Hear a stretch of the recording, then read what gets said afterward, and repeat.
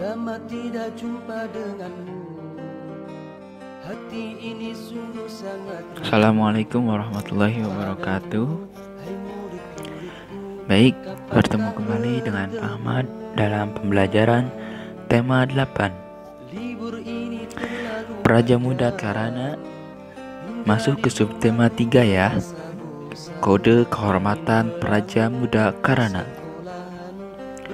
Dalam pembelajaran kita hari ini, kita akan belajar di pembelajaran 2, 3, 4, 5, dan 6. Ini semua sudah Pak Ahmad rangkumkan untuk kalian supaya kalian lebih mudah untuk belajarnya dan memahami isi dari pelajaran kita hari ini. Baik, tidak usah berlama-lama lagi. Mari kita mulai pelajaran kita hari ini. Serta dosa-dosa seluruh umat di bumi di bulan yang suci fi syahri Ramadan. Materi pertama pada pembahasan kali ini adalah keragaman budaya Indonesia. Masyarakat Indonesia sudah kita kenal bahwa sejarah membuktikan bahwa kebudayaan di Indonesia itu mampu hidup secara berdampingan dan saling mengisi satu sama lain. Contohnya, misalkan kebudayaan keraton atau kerajaan yang berdiri sejalan dengan kebudayaan berburu dan meramu kelompok masyarakat tertentu. Masyarakat Indonesia juga adalah masyarakat yang majemuk atau beraneka ragam. Majemuk itu beraneka ragam ya, yang memiliki ciri khasnya masing-masing. Kekhasan masyarakat Indonesia itu tercermin atau terlihat dalam kehidupannya sehari-hari, seperti menerapkan budaya gotong royong. Masyarakat Indonesia, jika ada masalah atau jika ada yang tertimpa musibah, pasti kebanyakannya akan saling membantu atau bergotong royong. Misalkan di suatu kampung ada pembangunan masjid. Nah, masyarakat di sekitar kampung situ pasti bergotong royong untuk membangun masjid. Nah, kemudian kekhasan masyarakat Indonesia juga tercermin dalam kehidupan sehari-hari, yaitu seperti menerapkan budaya menghormati orang tua, atau ketika bertemu itu cium tangan ya. Kalian cium tangan gak sama orang tua? Harus ya. Mau pergi ataupun baru pulang dari mana aja, itu harus cium tangan sama orang tua. Itu bukti kita sebagai kita menghormati orang tua.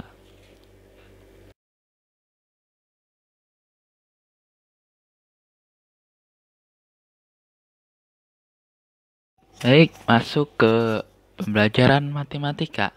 Tabel frekuensi. Ini sudah Pak Ahmad jelaskan dalam pembahasan sebelumnya. Baik yang piktogram atau yang diwakilkan dengan satu gambar. Namun Pak Ahmad akan di sini akan mencontohkan kembali atau mengulang kembali ya. Di sini ada sebuah tabel frekuensi yang dimana tabel data di samping adalah saat hasil wawancara Andi bersama dengan 10 temannya. Wawancara apa sih si Andi? Si Andi ini bertanya kepada temannya tentang berat badan temannya. Kita dapat lihat Cen itu berat badannya 21 kg. Doni berat badannya 30 kg. Nah, berdasarkan data di atas tadi ya, maka urutan data dari nilai terkecil hingga nilai terbesar adalah diurutin sama kalian tuh ya. Dari berat badan yang paling kecil sampai yang paling besar itu ada 21, 21, 22, 22, 23, 23, 24, 25, 25, 23 dan 30. Ini sangat gampang ya pelajaran tabel frekuensi ini. Nah, kemudian yang kedua itu data pencilan. Data yang paling besar. Data pencilan di sini apa? Datanya berapa? Data pencilan dari data di atas adalah 30 kilogram. Jadi, berat badan siapa tuh yang paling berat, paling besar? Ya, berat badan Doni. Sampai sini paham ya? Kalian bisa lakukan berbagai latihan untuk memecahkan soal tabel frekuensi ini. Tidak harus dengan puluhan, boleh dengan ribuan seperti yang ada di buku ya. Kalau kalian frekuensinya itu mencapai ribuan, kalian bisa membuat tabelnya seperti yang kemarin Pak Ahmad jelaskan, yaitu dengan pitogram atau diagram, yang dimana dalam satu gambar bisa mewakili 100 sampai 1000 orang. Oke, cukup paham ya?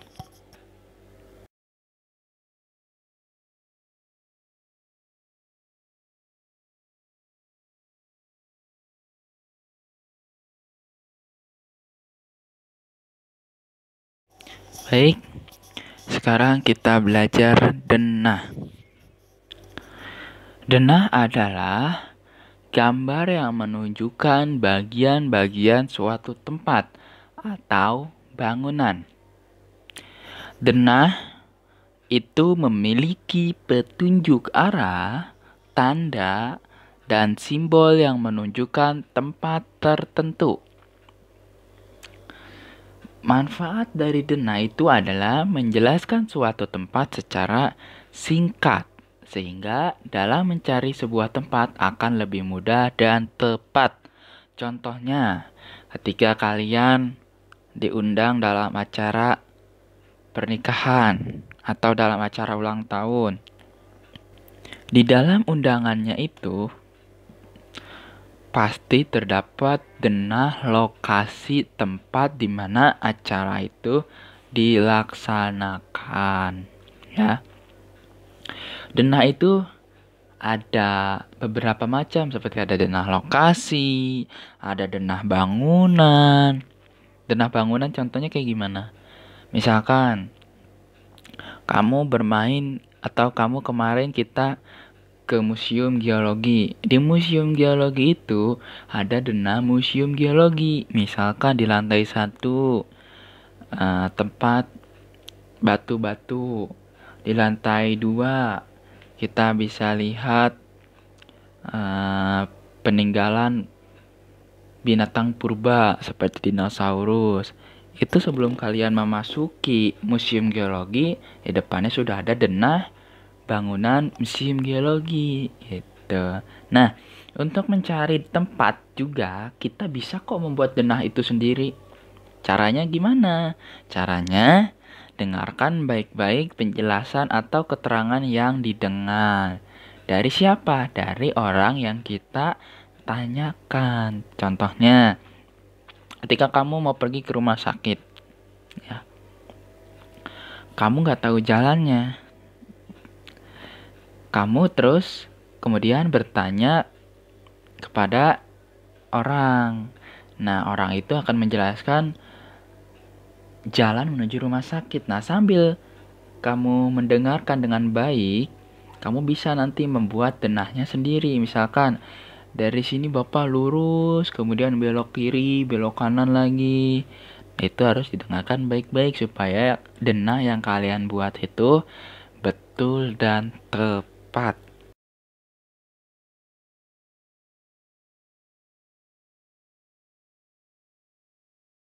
Nah, ini Pak Ahmad kasih contoh denah lokasi ya. Kita lihat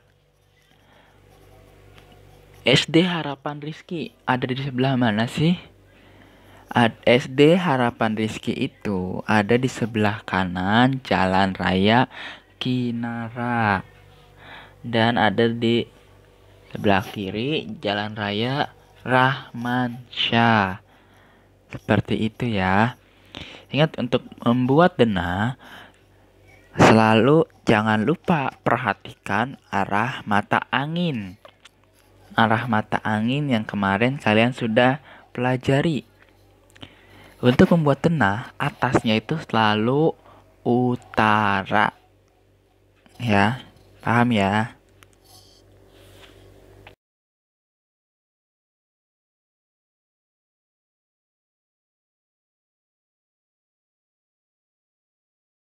Kita masuk ke seni budaya dan prakarya. Dalam kehidupan sehari-hari, kita bisa menemukan berbagai macam mainan yang dibuat dengan teknik potong, teknik lipat, dan sambung. Bahan dasarnya juga cukup mudah, cukup sederhana.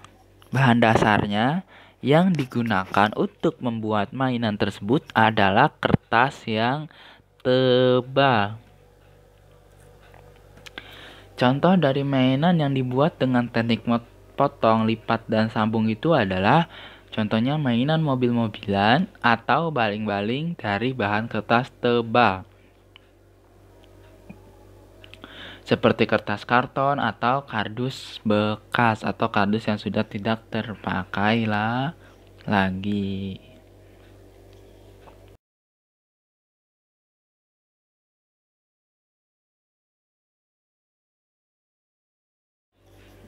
Dan bahan dan alat yang dibutuhkan untuk membuat mobil-mobilan, yang pertama adalah kardus bekas atau kertas yang tebal seperti kertas karton boleh. Yang kedua, penggaris, pensil, gunting, spidol warna atau pensil warna, jangka untuk membuat lingkaran, dan lem. Langkah-langkahnya itu ya, yang pertama, kalian buat gambar dan gunting kardus menjadi potongan kotak persegi panjang. Dengan ukurannya disesuaikan saja kebutuhan kalian. Di sini Fahmat contohkan 15 cm kali 7 cm sebanyak 4 buah. Yang kedua, buatlah 2 buah sisi badan mobil dengan menggunting kardus dalam posisi miring pada salah satu ujung depan atau menyerupai bentuk kaca depan ya. Kaca depan mobil dan kap depan mobil. Kemudian yang ketiga, buatlah 4 buah gambar lingkaran dengan diameter 3,5 cm menggunakan pensil. Yang keempat, untuk membuat kap atasnya dan depan serta kap belakang, potong kardus menjadi bentuk persegi panjang dengan lebar 7 cm sebagai lebar mobil, atau boleh disesuaikan ukurannya.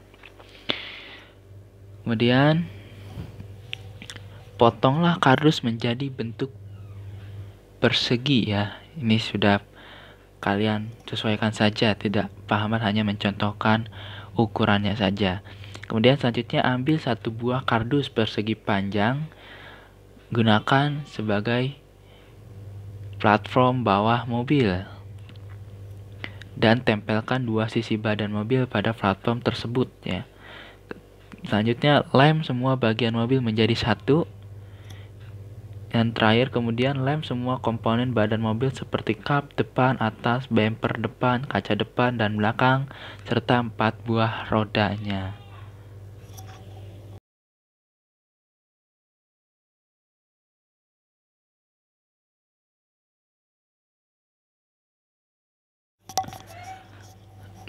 Nah, bahan dan alat yang dibutuhkan untuk membuat baling-baling yaitu kertas tebal atau kertas karton boleh, pensil warna atau krayon, jarum pentul, isolasi, lem, gunting, dan potongan bambu. Baik, langkah-langkahnya untuk membuat baling-baling itu yang pertama, ambil kertas, lalu tandai bagian kertas dengan diberi lingkaran, kemudian lipat bagian yang diberi tanda tersebut. Kedua, potong lipatan, jangan mengenai lingkarannya ya. Kemudian satukan menggunakan lem sisi segitiga ke tengah lingkaran. Yang ketiga, perkuat dengan menempelkan kertas kecil di tengah-tengah lingkaran. Kemudian, beri lubang di tengah baling-baling yang sudah jadi. Yang kelima, masukkan lidi yang telah diberi isolasi ke lubang yang dibuat tadi. Kemudian dibalut kembali lidi yang keluar dari baling-baling dengan isolasi. Dan siap, baling-baling siap berputar.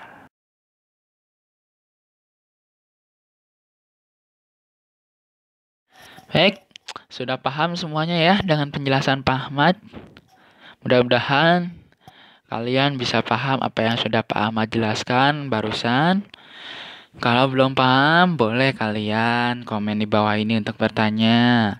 Atau boleh dibaca-baca ke buku kalian lagi. Atau juga boleh juga kalian mengulangi video ini sampai kalian paham. Baik, kalau kalian sudah paham semua, silakan buat satu denah lokasi rumah kalian masing-masing. Ya, denah lokasi, bukan denah rumah ya.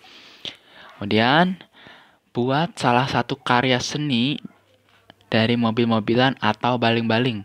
Boleh kalian pilih salah satu ya.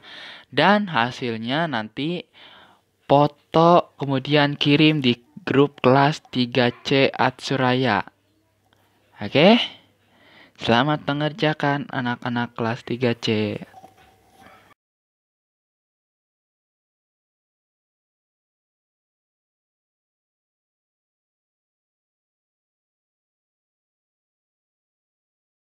Ya, mungkin sekian dulu ya pembahasan dari Pak Ahmad kali ini. Semoga kalian dapat memahami apa yang Pak Ahmad jelaskan tadi dan kalian dapat menerapkan di kehidupan sehari-hari.